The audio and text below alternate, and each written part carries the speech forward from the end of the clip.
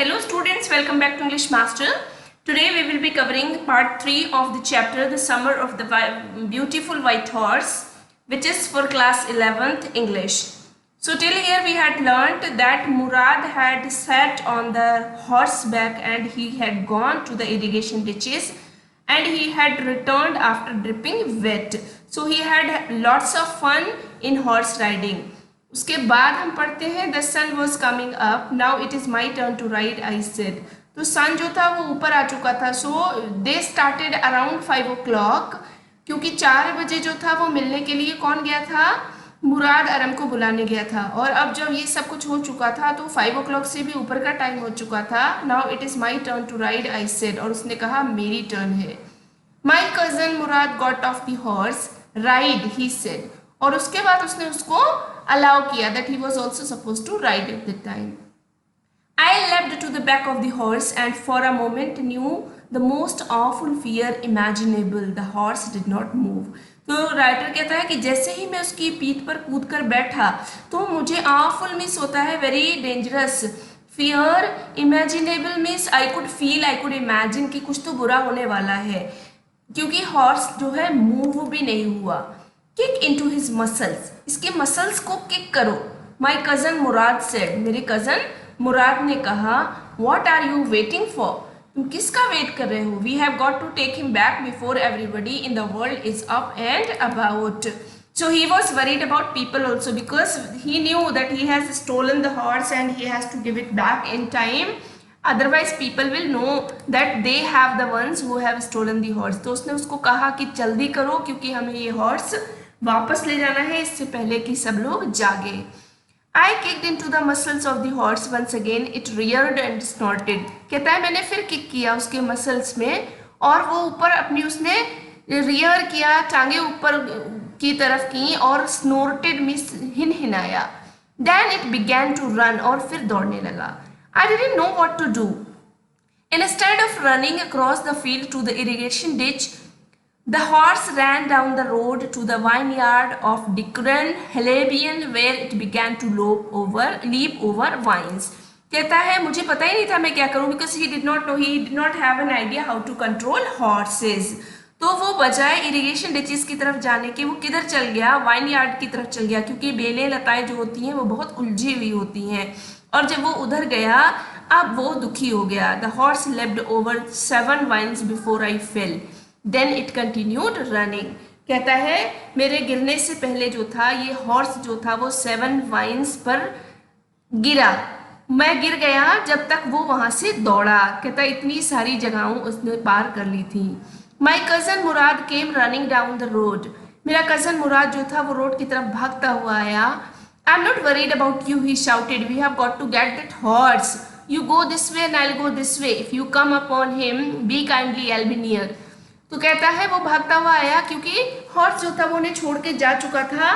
अब मुराद परेशान हो गया। Why? Because he knew that horse will not be in his reach soon and it was around morning. तो उसने कहा कि मॉर्निंग हो चुकी है और हॉर्स, मैं तुम्हारे लिए बिल्कुल परेशान नहीं हूँ, फटाफट उठो और जाके हॉर्स को ढूंढो, तुम इस रास्ते से जाओ और मैं इधर से जाता हूँ और हमें उस हॉर्स को लाना है, तुम उसके पास जाकर डरना नहीं, मैं आसपास ही रहूँगा। I continued down the road and my cousin Murad went across the field towards the irrigation ditch. कहता है मैं रोड की तरफ गया और वो इरिगेशन डिच की तरफ गया। It took him half an hour to find the horse and bring him back. तो half an hour लगा उनको हॉर्स को फाइंड आउट करने में। All right, he said, jump on. The whole world is awake now. What will we do? I said. Well, he said, we'll either take him back or hide him until tomorrow morning. अब ढूंढते ढूंढते उनको late हो गया था। It was already morning and they were worried because people were awake now. अब क्या करें? तो उसने कहा हम इसको छिपा देते हैं। He didn't sound worried and I knew he would hide him and not take him back, not for a while at any rate. और राइटर कहता है कि उसने जब उसे ऑब्जर्व किया तो वो बिल्कुल भी वरीड नहीं दिख रहा था। इससे क्या पता चलता था कि वो इस हॉर्स को कई टाइम से उसको हाइड किया हुआ है उसने, और वो उसको जो है सामने नहीं लाना चाहता था। Where will we hide him? I said. हम इसे छिपाएंगे कहाँ? मैंने पूछा। I know a place, he said. How long ago did you steal this horse? I said. And now he was questioning him कि तुमने इसको कब चुराया था? It suddenly dawned on me that he had been taking these early morning rides for some time and had come for me this morning only because he knew how much I longed to ride. तो now writer says and he reveals कि उसको अब पता चला कि ये horse जो था उसके पास से काफ़ी दिनों से था और उसने आज इसलिए उसको बुला लिया क्योंकि उसे पता था कि मुझे I love horse riding and I wanted to ride a horse. Who said anything about stealing a horse? He said. Anyhow I said. How long ago did you begin riding every morning? तो वो पूछता है, अब उसने अपना question change कर दिया क्योंकि उसने पूछा you don't use the word stealing, तो उसने कहा ओके मुझे ये बताओ कि तुम कब से इसको राइड कर रहे हो. Not until this morning he said. Are you telling the truth? He I said. Of course not he said, but if we are found out that is what you are to say. I don't want both of us to be liars. All you know is that we started riding this morning. तो कहता है आज तो नहीं लाया लेकिन तुम अब ये जानने की कोशिश मत करो क्योंकि मैं चाहता हूँ कि तुम यही याद रखो कि तुमने this morning you started how to learn riding, और मैं नहीं चाहता कि हम दोनों के दोनों झूठे बन जाएं, इसलिए तुम यही याद रखो कि हम ये हॉर्स आज ही लाए हैं. All right, I said. He walked the horse quietly to the barn. Barn is a place where we keep horses.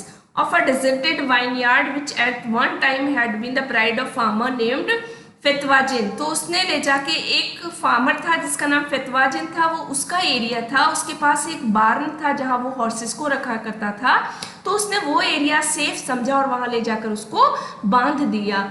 There were some oats and dry अल्फाल्फा इन दी बार्न. और वहाँ पर कुछ उसके खाने पीने का ओट थे, ओट मीन्स जौ, और ड्राई अल्फाल्फा थी. We began walking home. और उसके बाद हम घर आ गए. It wasn't easy, he said, to get the horse to behave so nicely. At first it wanted to run wild, but as I have told you, I have a way with a horse.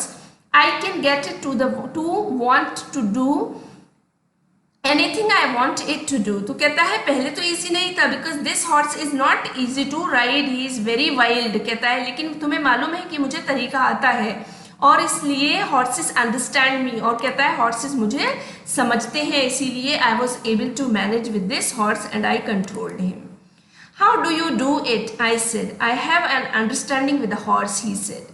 Yes, but what sort of an understanding? I said. A simple and honest one, he said. So these are the conversations that are happening about the horse. तो कहता है कि मेरे साथ horse बहुत अच्छे से रहते हैं और मैं उन्हें मैनेज कर सकता हूँ, मुराद कहता है. Well, I said, I wish I knew how to reach an understanding like that with a horse. तो वो राइटर कहता है कि उसको भी चाहिए था कि वो मुराद की तरह अंडरस्टैंडिंग डेवलप कर ले कि किस तरह से हॉर्सेस को कंट्रोल किया जाता है. You are still a small boy, he said. When you get to be 13, you will know how to do it.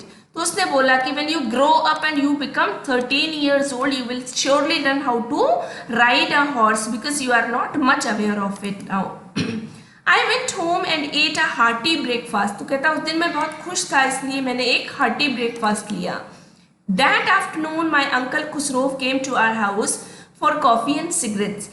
He sat in the parlor, sipping and smoking and remembering the old country.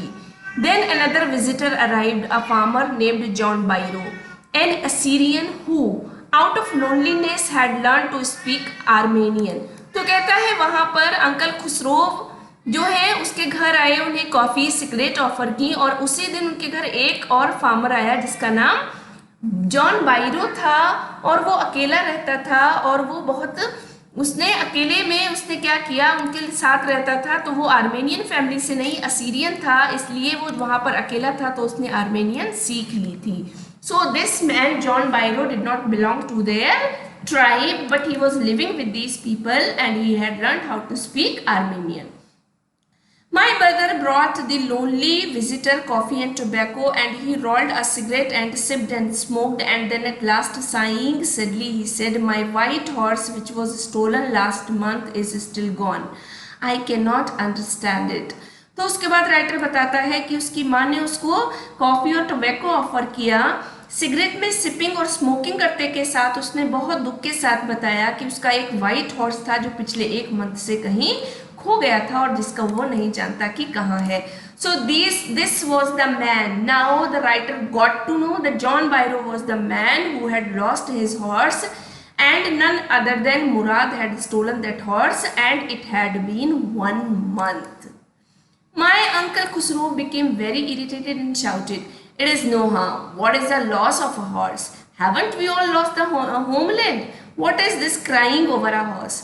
तो फिर वो uncle Khusro वैसे ही उनका जो तकिया कलाम होता है वो फिर कहते हैं कि इसमें कोई हार्म नहीं है, हॉर्स था, इसके लिए क्यों रो रहे हो, it's just a loss of a horse. तुम्हें नहीं याद हमने अपने घर खो दिए. So he is telling that losing a horse is not big deal. Big deal was losing our homeland. कहता है और तुम बैठ के एक हॉर्स के लिए रो रहे हो. That may be all right for you, a city dweller, to say, John Byro said, but what of my sorry? What good a सरी without a horse? तो उसके पास एक सरी थी. Surrey is a cart which is used to ride along with the horse. तो वो जो घोड़ा टांगे होते हैं वो चलाने के लिए उसके पास सरी था. तो उसने कहा मेरे पास सरी के सिवा कुछ भी नहीं है और बिना सरी के, बिना हॉर्स के मैं सरी को कैसे चलाऊंगा. आप सिटी ड्वेलर हो, शहर में रहते हो, you can earn and you can get money, but I don't have any other way of earning money, no other source of earning money. Pay no attention to it, my uncle Khusro roared. मेरे uncle Khosrove ने चिल्ला कर कहा इस पर ध्यान मत दो. I walked 10 miles to get here, John Byro said. You have legs, my uncle Khusro shouted. Uncle Khosrove ने शाउट करके कहा तुम्हारे पास लेग्स हैं, तो अगर चल के आए तो क्या हुआ. तो हम जानते हैं, हमने पीछे पढ़ चुका है कि uncle Khusro is this kind of man. He would never speak politely to any person. That person, John Byro, had come with a concern, but he was not worried about it. उसे कुछ नहीं मतलब था कि उसकी कोई concern है. My left leg pains me, the farmer said. Pay no attention to it, my uncle Khusro roared. That horse cost me $60, the farmer said. I spit on money, my uncle Khusro said. He got up and stalked out of the house, slamming the screen door. तो कहता है मेरी left leg जो है वो pen करती है. ये कौन कहता है? John Byro the farmer. कहता है pay no attention to it.